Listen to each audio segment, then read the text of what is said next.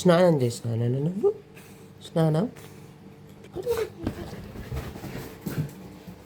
పుడక పుడక పుడక.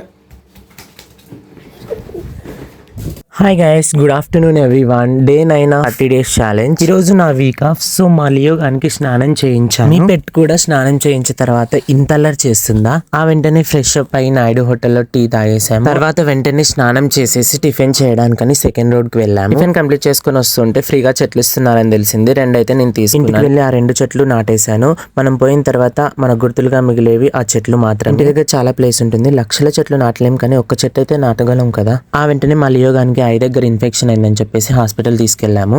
అక్కడ నుండి పోలీస్ హెడ్ క్వార్టర్స్ లో ఉన్న పోలీస్ హాస్పిటల్ కి అయితే వెళ్ళాము.